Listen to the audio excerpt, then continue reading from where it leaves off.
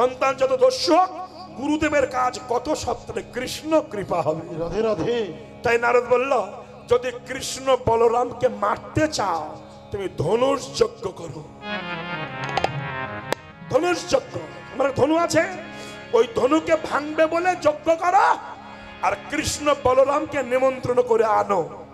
এনে একটু একটু বাচ্চা যখন ভাঙতে তোমার ঘরে আসবে, কুবলয়ে পীড় হাতিকে ছেড়ে দেবে, ওই হাতির পায়ের তলায় পেষণ হয়ে কৃষ্ণ বলরামের মৃত্যু হয়ে যাবে। কিন্তু নারদ তো জানে হাতিটাও তো তারই সৃষ্টি। শ্রীমদ্ ভাগবতে যখন কুমির তাকে কামড়েছিল, কুমির কুমির আছে না ভাগবতে, যাকে বলা হয় গজেন্দ্র মোক্ষণ লীলা, যখন কুমির ধরলো আস্তে আস্তে, তখন কুমির কি করেছিল, পাটা ধরেছিল, হাতিটা শুন্ড দিয়ে পদ্ম ফুল তুলে যাদবাই মাধবাই কেশবাই নম বলে ফেলে দিয়েছিলেন। ভগবান বৈকুণ্ঠ ত্যাগ করে গরুর পিঠুরে উঠে তাকে এসে রক্ষা করেছিলেন, সেই তো ভগবান। তো ব্যাস, এই কথা যেই শুনেছে কংসের মনে একটু আনন্দ হয়েছে। ডাকো সবাইকে, সব মন্ত্রী ক্যাবিনেটকে ডেকেছে, বসিয়েছে, বলো আমি ধনুষ যজ্ঞ করব, কৃষ্ণ বলরামকে আনতে যেতে হবে। নিমন্ত্রণ করে কে যাবে? এই যে বাবা, এ কথা বলো না মা। আচ্ছা, এ যদি একটু অসুবিধা করে, আমি একটু মাঝে মাঝে অ্যাঙ্গেল হয়ে দাঁড়াচ্ছি, অসুবিধা নাই তো? আমি বুড়ো মডেল, আমার আর কি দেখবে?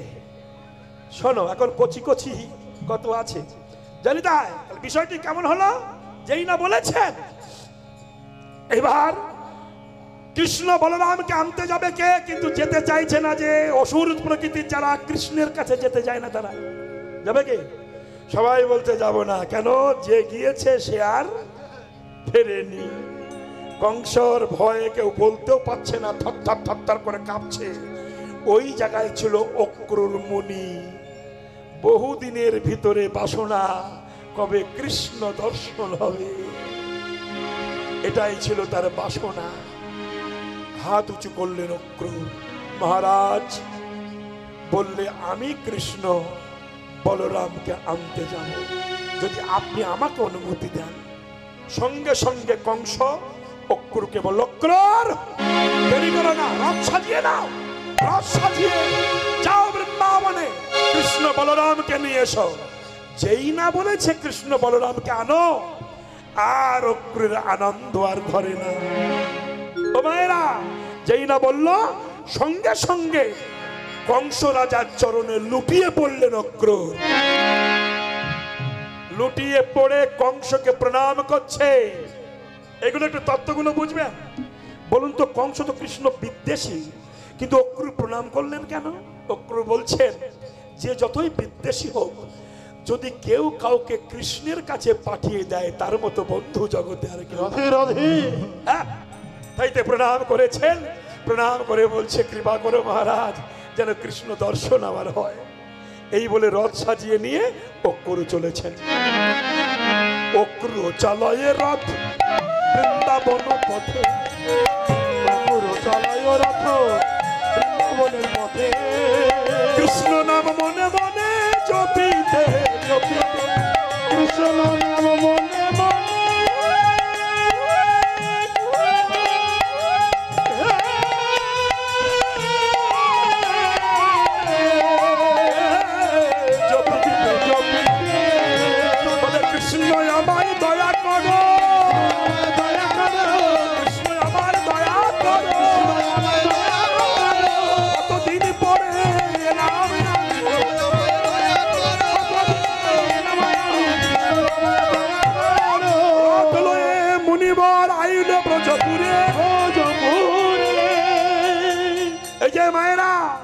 রথ হইতে মণিবর নামে ধীরে ধীরে রথটা বৃন্দাবনের মধ্যে প্রবেশ করেছে। রথটা রেখে দিয়েছে অক্রুর, আর গেলেন না, ওখানেই দাঁড়িয়ে পড়লেন। রথ থেকে নেমে চারিপানে চাহে অক্রুর, কে? দুই চোখে জল ঝরছে, আর প্রজনন সবে অঙ্গেতে মাখাচ্ছে। দুটি আঁকি ছলো ছলো চারি পানে চায়, প্রজনন লয়ে মনে অঙ্গেতে মাখায়। আস্তে বাবা আস্তে। যদি কেউ আস্তে কঠিন ব্যাধি ভোগ করে থাকেন, আমি একটা ছোট্ট নিউজ দিয়ে যাই, কোন ডাক্তার ভালো করতে পারছে না, এই যেখানে বসে হরিনাম শুনছেন এখান থেকে হরি হরি বলুন, বলে একটু মাটি তুলুন, প্রত্যেকদিন স্নান করে ওই মাটিটা সেবা করুন। আপনি 3 মাস 90টা দিন খান, দেখবেন আপনার কঠিন ব্যাধি আস্তে আস্তে ভালো হয়ে যাচ্ছে। হবেই, বিন্দু মাত্র সন্দেহ। যারা বৃন্দাবনে যান ব্রজরজ নিয়ে আসেন, আমাদের ঘরেও আছে, প্রত্যেকদিন স্নান করে একটু করে মুখে দিয়ে কত যন্ত্রণা থেকে নির্বাপিত হওয়া যায়। তো অক্রূর ভাবলেন, কৃষ্ণের কাছ পর্যন্ত যদি আমি পৌঁছাতে না পারি, বৃন্দাবনে যখন প্রবেশ করেছি এখানে তো কৃষ্ণের চরণধূলি আছে, সখীদের চরণধূলি আছে, সখাদের চরণধূলি আছে, ব্যাস ছলো ছলো দুটি আঁকি চারি পানে চায়, ব্রজ রেণু, রেণু মানে ধুলো, ব্রজ রেণু নিয়ে তবে অঙ্গেতে মাখায়। আস্তে বাবা আস্তে আস্তে আস্তে। ব্রজের ধুলি নিয়ে অক্রমণী সর্বে অঙ্গে মেখে নিল, মেখে নিয়ে অন্তরে বললি, হে গোবিন্দ আজ ত্রিতাপ জ্বালা জোড়ায়ে গেল, ত্রিতাপ জ্বালা জুড়ে গেল, বৈষ্ণবের পদধূলি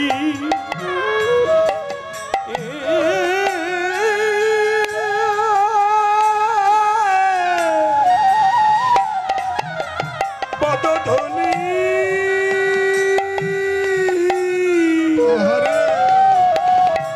পদধূলি অঙ্গে মেখে আমার ত্রিতাপ জ্বালা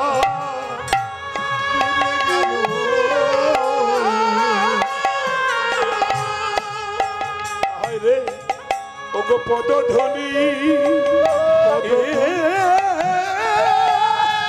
তাই গৌর হরিবা ধরিবা অঙ্গে আমার ত্রিতাপ জ্বালা আমার দুধে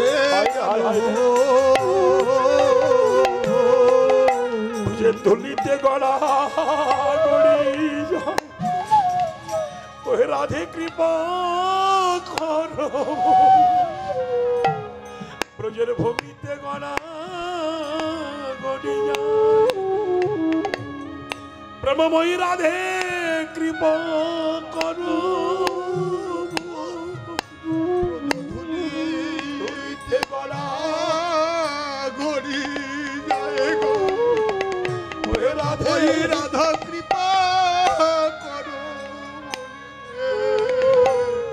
হে রাধে তুমি ছাড়া অভাগার আর কে আছে,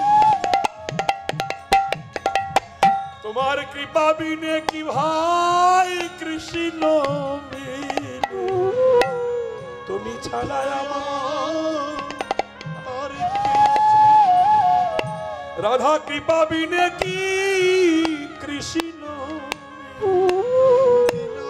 তুমি ছাড়া আমার কে আছে, রাধার কৃপা বিনে কি কভু কৃষ্ণ, রাধে রাধে রাধে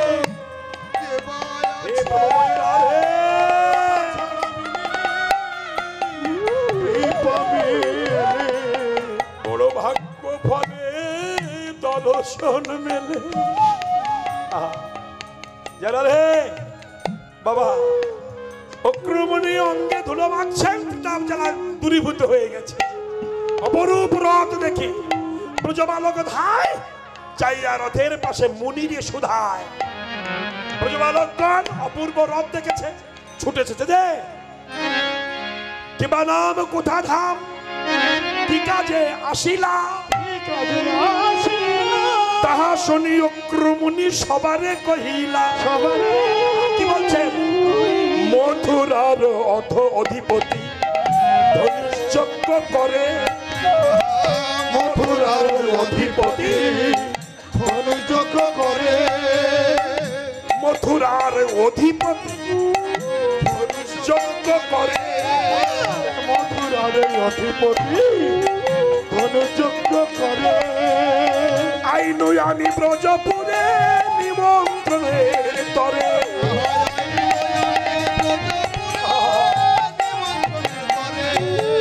আজ মথুরায় যজ্ঞ হবে, মথুরায় যজ্ঞ হবে, বলে রামকৃষ্ণ সেখানে যাবে, কৃষ্ণ সেখানে যাবে, রামকৃষ্ণ সেখানে যাবে, কৃষ্ণ সেখানে যাবে, রামকৃষ্ণ সেখানে যাবে। আজ কংস রাজা ধ্বংস হবে,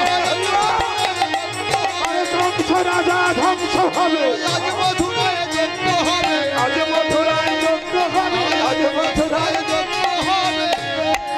ভগবান শ্রীকৃষ্ণ কি, শ্রীমতী রাধা রানী কি। ব্যাস যজ্ঞ হবে, নিমন্ত্রণ করতে এসেছি। বাবা অক্রমণে ধীরে ধীরে নন্দ রাজার বাড়ি গেছি। নন্দ অক্রের বহুদিনে পরিচিত। এই যে মায়েরা, কেউ যদি কারোর বাড়ি আসে, আগের দিনে ছিল পা ধোয়া জল দিতে হতো, তাই না? না ভুল বলছি? এখন আরো উল্টে আরো বাড়ির মালিকের পা ধুয়ে নিলে ভালো হয়, তাই না? কে কার ধোয়? এই খোকা কথা না বাবা, তাহলে কে কার ধুইবে? এই যে আস্তে আস্তে আস্তে আস্তে কেন কৃষ্ণ তার ঘরে আসবেন শিখুন। বাবা মার চরিত্র যদি ভালো হয়, সে ঘরে চরিত্রবান সন্তান জন্মাবেই। কিন্তু জমি আর বীজ দুটোই যদি খারাপ হয়, ভালো সন্তান কি আসবে? অসম্ভব। আমরা ভ্রমের মতো জিজ্ঞাসা করি, আমি তো ভালো, আমার ছেলে কেন খারাপ হলো? না, তুমি ভুল। আমাদের চলন বলনে, খাওয়া দাওয়ায়, সঙ্গ, এগুলো তো অনেক ভুল আছে, যার জন্য সুপুত্র আমরা পাই না।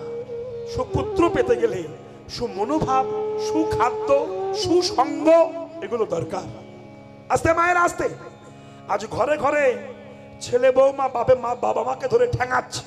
কেন? এটা দরকার ছিল, ঠিক করছে, আরো করুক, আরো মারুক। কেন? তুমি চেয়েছিলে আমার ছাবাল ইঞ্জিনিয়ার হবে, চেয়েছিলে আমার ছেলে ডাক্তার হবে, চেয়েছিলে আমার ছেলে নেতা হবে, লোকের মেরিয়ে খাবে, সর্বনাশ করবে। কিন্তু একদিনও চাওনি আমার সন্তান কবে কৃষ্ণ ভক্ত হবে। রাধে রাধে। চেয়েছিলে কি? তুমি গুরু ভক্তি শেখাওনি, তাইতে গুরু ভক্তি তারা করে না। শিশুকাল থেকে যদি গুরু ভক্তি শেখাতে, ওই ছেলে তোমাকে মারতো না, মারতে জানতো না। আপনারা বলেন তাহলে গৌরাঙ্গ মহাপ্রভু সচিমাকে রেখে চলে গেলেন কেন? আপনি জানেন? সচিমাই যেতে বলেছিল, নিমাই নবদ্বীপে থাকিস না, লীলা চলে যে থাক। নিমাই প্রত্যেক দিন মায়ের খোঁজ নিতেন, মা কেমন ছিলেন, কি খেতেন, সবই নিমাই পাঠাতেন। এটা কি জানেন? শুধু তার ভুলগুলোই ধরেন। কারণ নিমাই বলেছিলেন, গুরু ভক্তি ছাড়া ভগবানের কাছে পৌঁছানো যায় না। বাবা মাকে কষ্ট দিয়ে কোনো ছেলে মেয়ে বড় হতে পারেনি, হতে জানে না। হ্যাঁ, তাইতে মা দেখেছেন, কৃষ্ণ যার কাছে এসেছে, সেই নন্দ রাজা হয়েও রথ চালিয়ে এসেছে অক্রূর।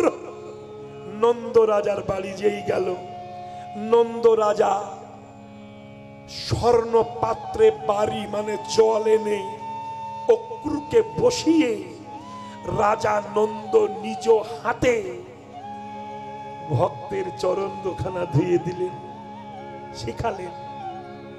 এগুলো আমাদেরও শেখার আছে শ্রদ্ধা নরেন্দ্র মোদীর কাছে। আমি কোনো পার্টি করছি না, কিন্তু ব্যক্তি চরিত্রের কথা বলছি। কুম্ভ মেলা যখন হয়েছিল, আপনারা দেখেছিলেন টিভিতে, কুম্ভ মেলায় লক্ষ লক্ষ বৈষ্ণব স্নান করেছিলেন, সাধুরা। হ্যাঁ, কিন্তু তারা স্নান করে চলে গেল, তাদেরকে সরকারি কর্মচারী যারা সেবা করেছিল, মোদী মহাশয় বলেছিলেন তোমরা থাকো, পরে যাবে। সবাই ছিল কর্মচারীরা যারা সেবা করেছিল, ছোট জাতি। মোদী সাহেব সবার শেষে যে সবাইকে লাইনে বসিয়ে, টিভিতে দেখিয়েছিল, লাইনে বসিয়েছিল কর্মচারী, বসিয়ে দিয়ে গঙ্গার জল এনে নিজ হাতে ওই কর্মচারীদের পা ধুয়ে নিয়েছিল, নিয়ে আঁচল দিয়ে মুছিয়ে দিয়েছিল। কেন? মোদী জানে কৃষ্ণ পেতে গেলে সাধুর কৃপা দরকার, আর সাধু কৃপা পেতে গেলে সাধুকে যে সেবা করে সেই ভক্তের কৃপা দরকার। অনেক কিছু শেখার আছে, অনেক কিছু জানার আছে, অনেক কিছু বোঝার আছে। হরে কৃষ্ণ। তাহলে বোঝা গেল কি? পাগুলো ধুয়ে নিয়েছে, নিয়ে অক্রুর মুনি বলছে আহা ভাই করো কি, ছেড়ে দাও, তুমি আমার পা ধুচ্ছ কেন? আমি তো এসেছি ধোয়াতে, তুমি ধুয়ে নিচ্ছ কেন? বসো, কষ্ট করে এসেছো, কিছু সেবা করো।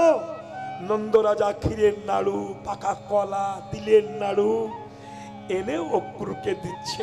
অক্রুর তখন নন্দ রাজাকে বলছে মহারাজ, জীবনে কংস রাজার কাছে থেকে অনেক ভালো মন্দ খেয়েছি, কিন্তু কোনোদিন কৃষ্ণ প্রসাদ খেতে পারিনি। আপনি তো আমাকে দিচ্ছেন, যদি আপনার গোবিন্দ কৃষ্ণ গোপালকে খাইয়ে উচ্ছিষ্ট প্রসাদ একটু দিতেন, তাহলে ব্রজে আসা আমার ধন্য হয়ে যেত। তা কেন এসেছ অক্রুর? তখন অক্রুর বললেন মহারাজ, কৃষ্ণ বলরামকে নিতে এসেছি। কেন? কংস রাজা ধনুর্যজ্ঞ করছে, তাই নিমন্ত্রণ করতে পাঠিয়েছে, কৃষ্ণ বলরামকে যেতে হবে, রথ পাঠিয়ে দিয়েছে।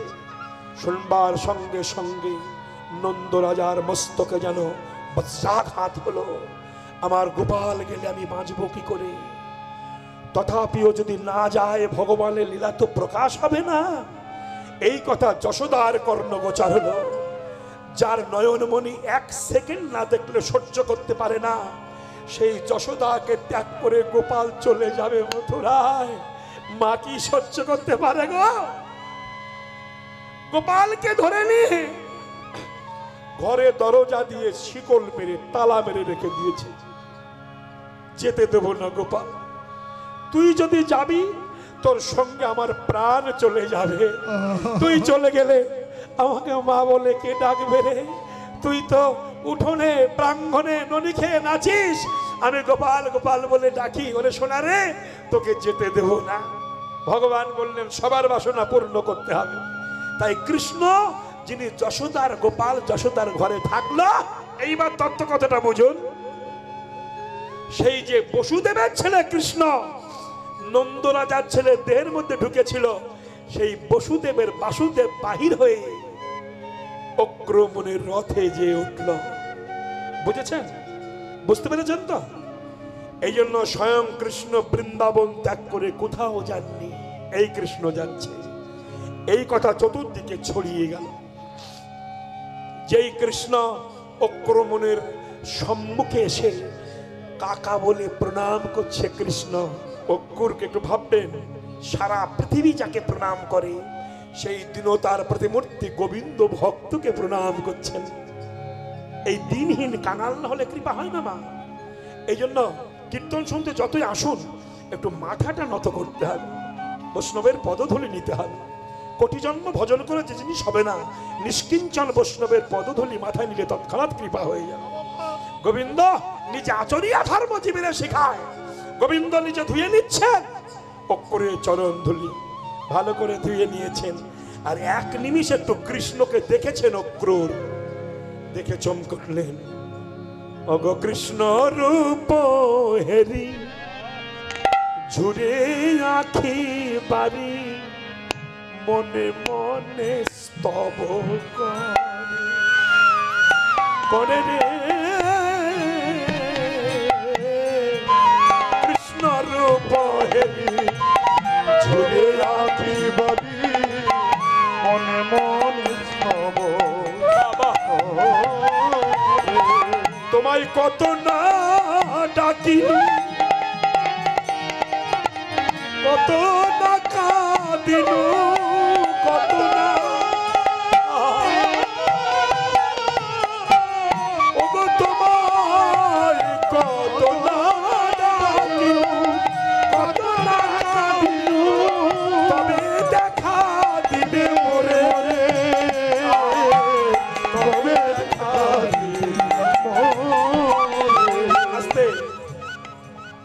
কথাগুলো বলছে, পদগুলো শুনবেন।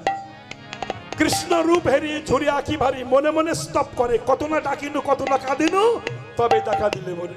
প্রভু, এমন সময় দেখা দিয়েছো, তোমাকে দই রসগোল্লা দিয়ে সেবা করবো, সেটা আমার নাই। কিছু নাহি আমার, কি বা দিব তোমার, কিছু নাই আমার, কি বা দিব তোমার। যা ছিল ছেলে মেয়ে খেয়ে নিয়েছে। 5 বিঘা জমি ছিল, ব্যাংক ব্যালেন্স ছিল, যৌবন ছিল, সংসার সব কেড়ে নিয়েছে আমার কাছ থেকে। আজ বৃদ্ধ বয়সে তোমার চরণে ভক্তি জন্মিয়েছে, তোমাকে যে খেতে দেবো কিছু, আমার তো তাও নাই। কিছু নাই আমার, কি বা দিব তোমার, আর কিছু নাই আমার, কি বা দিব তোমার।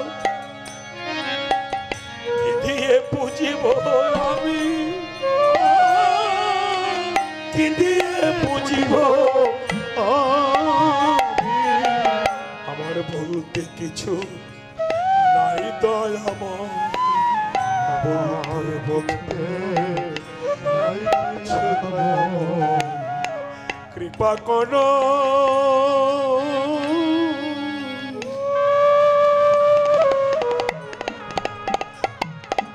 ওগো কৃপা, আমার বলতে নাই দয়া, কৃপা করো ওগো কৃপা। আস্তে। তোমাকে পেয়ে যেটু ভজন করবো সেটাও পাচ্ছি না। কেন কেন জানো? ষড়রিপু মোর বড়য় দুর্বার, ভকতির নাহি কলেশ, প্রণয় নৈবিদ্যে হৃদয় কোকনদে, বুঝিব হে ঋষিকেশ। আমার ঘরে চাল ডাল নাই, দই রসগোল্লা নাই, কুসুম নাই, আমার হৃদয় কোকোনাদ পদ্ম ফুল দিয়ে তোমার চরণ পূজা করব। আমি চরণ ছাড়া করে দিও, চরণ ছাড়া করে দিও না। দাস করে চরণে রাখো,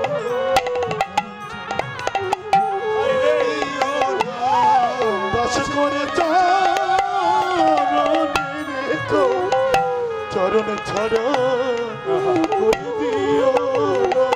আস্তে। প্রভু দেখুন, ভক্তের কি আত্মনাদের পদগুলো কি অপূর্ব পদ। এ হলো পদাবলী কীর্তন। এই কীর্তন শুনলে ভগবানের কৃপা হবে। এটা আমি ভালো করছি না, মহাজনী পদ, পদের একটা কৃপা আছে। দেখুন, এই পদ নিয়ে পদের ব্যাখ্যা কীর্তন বড় মধুর, বড় অমৃত। এটা ভগবান শ্রোতা না শুনলেও মন্দিরে বসে ভগবান শোনেন এই কীর্তন, কারণ এটা বিশুদ্ধ কীর্তন। এই কীর্তন শুনতে হয়। আস্তে বাবা, আস্তে আস্তে। কিছু নাহি আমার, কি বা দিব তোমার। ব্যাস চলছেন। এমন সময় কৃষ্ণ অক্রমণের রথে উঠেছে। রথে উঠে যাচ্ছেন মায়েরা। আর সতী গোপীরা কি করলো?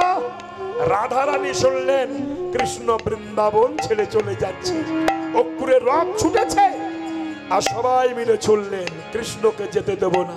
কেহ রথ ধরি টানে, আর বুকে করা ঘাত হানি। কেহ রথ ধরে টানে, বুকে করা ঘাত হানি। কেহ রথ আগে ছুটে যায়, কেহ রথ লাগে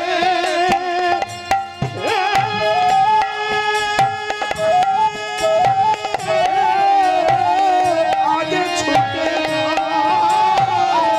কেহ কেহ রথ ধরে, আমার কেহ কাঁদে উচ্চ ঈশ্বরে।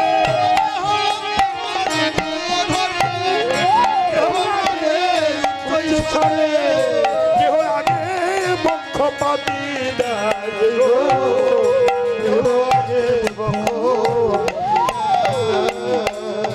কাদি কহে বিনোদিনী, আর পক্ষপাতি বিনয়ানী। কাদি কহে পক্ষপাতি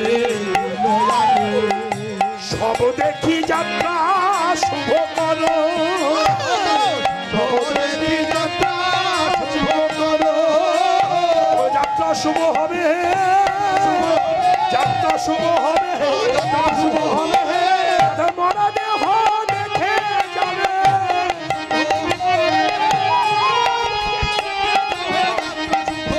রাধার মরা দেহ দেখে নিতাই বলল হরি হরি হরি হরি হরি হরি ও যাত্রা শুভ হবে। তাহলে বৃন্দাবন থেকে আমি গোবিন্দকে পাঠিয়ে দিলাম না, থাক বৃন্দাবন, অনেক লীলা হবে তো। অক্রমণের রথ গোপীরা আটকে রেখে দিলেন, আর গেল না। এবার কি হলো? এইখানে রহিল আমার ভক্ত ভগবানের লীলা, এইখানে রহিল আমার ভগবানের লীলা, এইখানে রহিল আমার ভগবানের লীলা, এইখানে রহিল আমার ভগবানের লীলা, এইখানে রহিল আমার ভগবানের লীলা। তার নাম গুণে সদাই বলে হবুদা কোশিলা, শিলা পর্যন্ত বলে যায় রাধা গোবিন্দ লীলা এইখানে রহিল। উলোধ্বনি করো সবে হরি হরি বল, উলোধ্বনি করো সবে হরি হরি বল, উলোধ্বনি করো সবে হরি হরি বল। জয় রাধে জয় রাধে জয় রাধে জয় রাধে জয় রাধে ব্রহ্মময়ী বৃন্দাবন শ্রী রাধা রানী কি